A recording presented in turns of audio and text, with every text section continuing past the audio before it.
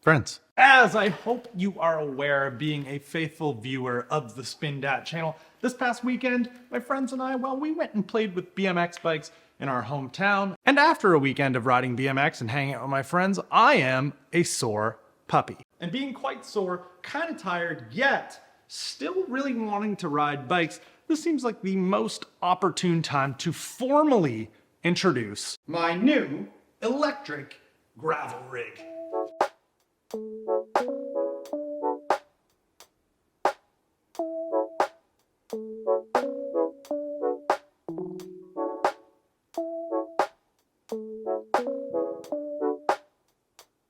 So this is the latest iteration of the Ride1Up Roadster V2 Gravel Edition.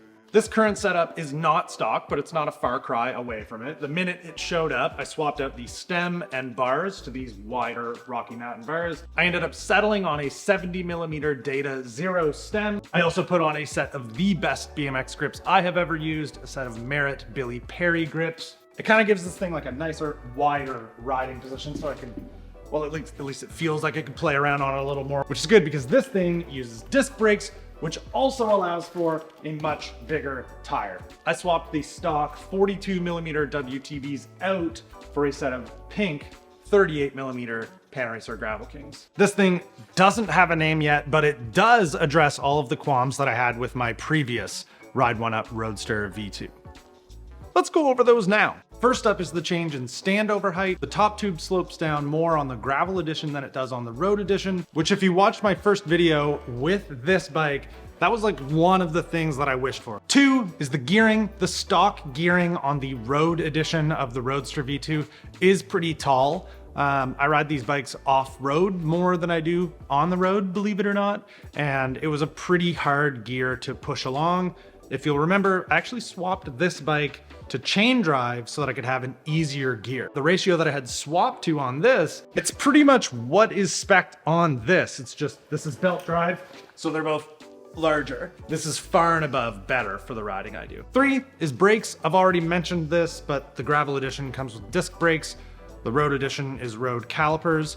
But the real benefit is the space for a larger tire. Because I rode this bike on single track, rode it off-road I almost always get a flat. This has 38s in it. There's gonna be a lot more room for error and kind of like hitting rocks in here, avoiding pinch flats a little bit more.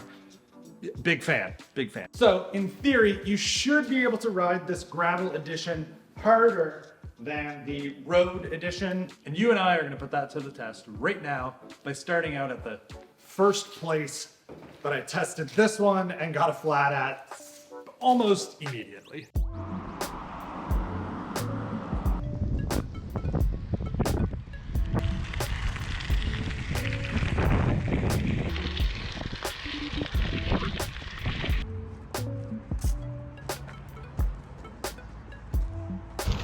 Okay, we're just gonna dip into this single track and kind of replicate the first time I brought the road version of the Roadster in.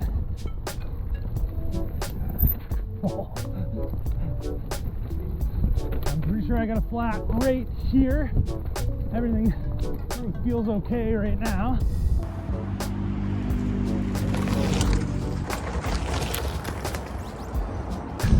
I would definitely say the rocks have gotten worse in here, but I got bigger tires, so maybe it just kind of evens out. I don't know.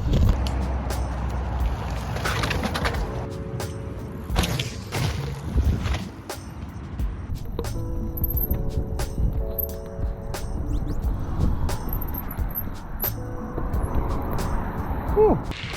There is no doubt that that trail has eroded away a little bit. It's a little rougher than I remember, but so far no flats. Big fan of that. I have word that there's a new little something to maybe ride a mountain bike on in some woods over here. And if the next shot is those things, if I find them, you'll see them. If not, we'll be somewhere else.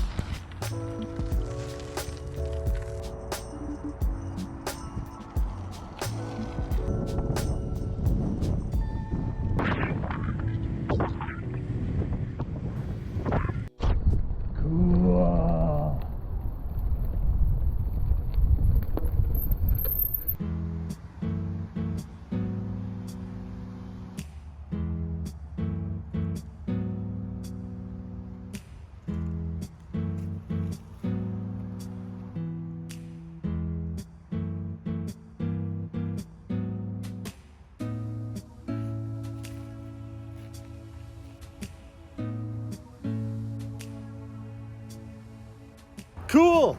There's like 3 lips in here. There's that one. There's this one on the other side. And then if you were hit this side, it brings you down this like pretty absurdly long descent landing to that lip there, which is kind of like it's like a step up. It's kind of like a step up fly out, and then the trail just sort of continues on. Very cool. I'm like a little sad that I didn't go out on a bike today that could feasibly ride all this stuff, but I honestly know what would have happened if I did bring one. I probably wouldn't have found these because that's the way it works, or I would have been too tired and maybe like gotten hurt. Who knows? I stand by my choice here.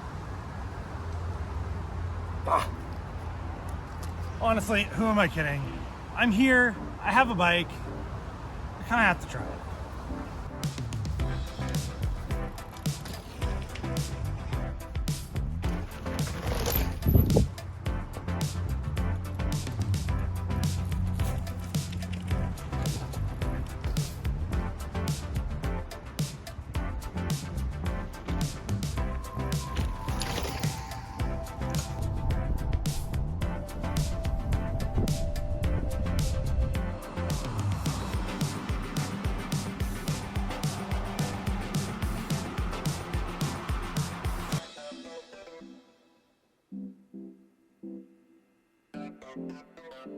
That went strikingly well, admittedly better than I kind of expected. I'm gonna try my best to not make a habit of hitting dirt jumps on this thing. It's not a dirt jumper, but when the opportunity arises, you kind of have to take it. I think once all my big 700C tires get burned through, I'd be hard pressed to not kind of want to do some like 650B, like swap a set of 650B rims into this thing. And the head tube, based on what I've seen other people do with these, is 44 millimeters top and bottom. So you can put like a tapered carbon fork in here, maybe something a little even bigger. So an even bigger tire could go in. A lot of options. This thing is definitely going to get sprinkles of tinkering over the year. And if you're one of these people who's too short-sighted to understand that e-bikes can be fun, especially when you're tired, don't forget that every bike is a good time. And if you need a reminder of that, you should go buy this shirt at my store below. But now you are introduced, you're acquainted, you know of the new electric gravel rig in the fleet. I guess I could just end it there.